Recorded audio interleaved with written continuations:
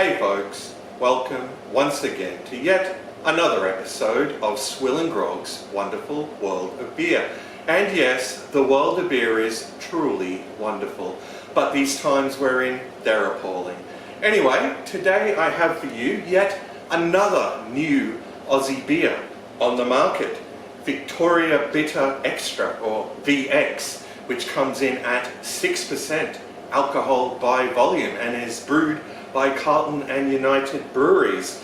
Now, it's a strong lager, which is definitely a step in the right direction for Australian beers, seeing everything's tending towards low or no alcohol or low carb beers these days, or fruit beers. So yeah, it excites me to see this and surprises me a lot at the same time. So I have before me a 4-pack of the new Victoria Bitter Xtra VX, which I picked up at Dan Murphy's the other day, much to my surprise, because I checked before going there and they said that they didn't have it in stock, but lo and behold, I get there and they have it in stock. Now, disappointingly, they're packaging it in 250ml bottles in obviously 4-packs here. So yeah, 250ml is what we typically call like a throwdown here in Australia. Yeah, strange that they've chosen yeah, this format yeah, for this beer. So let me pop one out there. Yeah, a small stubby little bottle of Victoria Bitter Xtra. Yeah, I think the red label's pretty cool. That yeah, looks good, but I guess it's a case of seeing how it compares to the regular Victoria Bitter, which is, I think, these days at 4.9%. It was raised back up to that ABV a few years ago. So let's twist off the cap. It's a nice smoke there, and give it a pour. Okay. You need a relatively small glass for this. Yeah. I would have liked to have seen this in well, at least 375ml bottles, ideally 750ml tallies, or 500ml cans, but yeah, this is the only way you can get it at the moment. So I think the marketing department yeah, have made a poor decision already in yeah, the packaging of this. So let's get a look at the appearance. Yeah, a very clear golden colour. Disappointing amount of head. Perhaps I should have poured it a bit more aggressively. Just a fine ring of head there. It dissipated quite quickly. Let's and yeah, it's reasonably carbonated. Let's move on to the aroma, shall we? Yeah, typical VB aroma. Wet cardboard. Beer soaked into the carpet at your typical Aussie pub. Aroma, yeah, just, yeah, grain really. No real hop aroma, but certainly not something I'd expect with Victoria Bitter.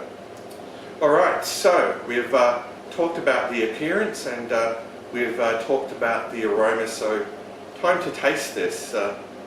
Let's see whether it lives up to the hype. Cheers to you all.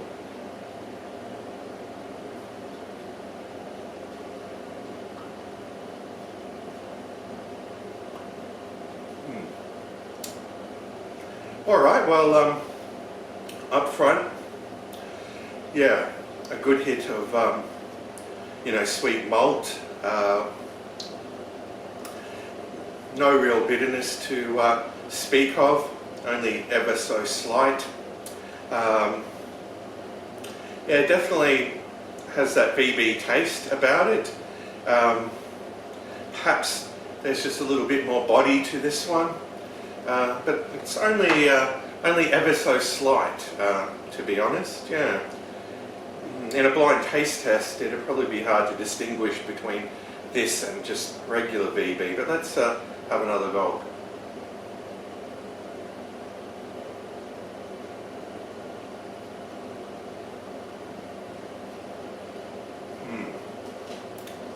All right. Well, the body is somewhere between light and medium.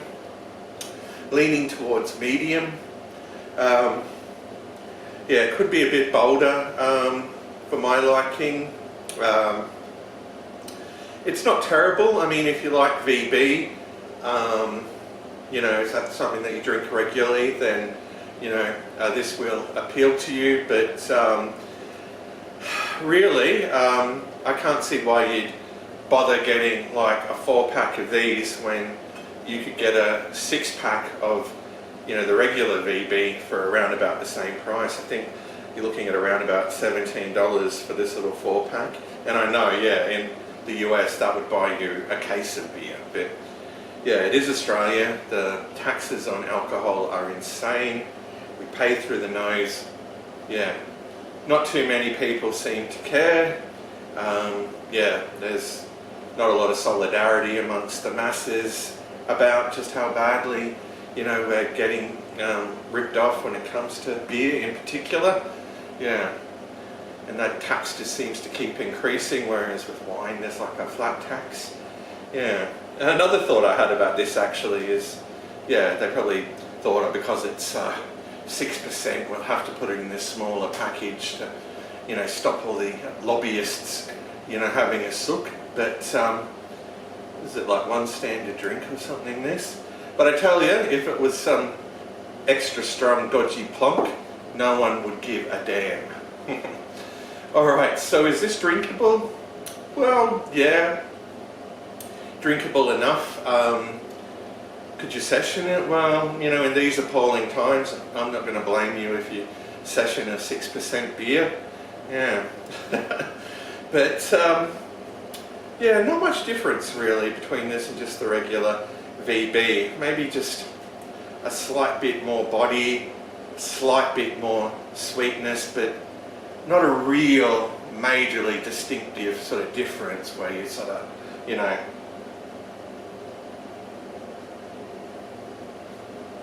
take a sip like that and, you know, just go, wow, you know. Yeah, it doesn't have like a great sort of zing or tang to it. Yeah, nothing really special about this, I'm afraid. Yeah, I think, yeah, they really probably need to go back to the drawing board with this one. Maybe make it even stronger and, you know, put it in, you know, 500ml cans or 750ml bottles or something. Yeah, make it a proper strong lager.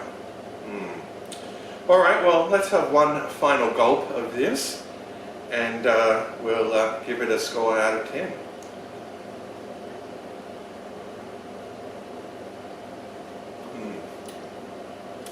See if there's any left here, no. Alright, well look, all in all, it's not terrible, not like the Powers that I last reviewed. That was, yeah, that was really disappointing. But yeah, it doesn't really wow me. Yeah, but you know, I mean, making a stronger lager for the market is a step in the right direction. I mean, they tried that with Carlton Dry, you know, a few years ago, and they did the Carlton Dry hard lager, and then that was pretty good, but that didn't last, so I'm not sure whether this will last either. Yeah, I'd probably give this a 6 out of 10. So there you go, folks, a 6 out of 10 for Victoria Bitter Xtra. Check it out if you want, but yeah, I don't think you'll be really overly impressed with it. Anyway, well, that's it for me.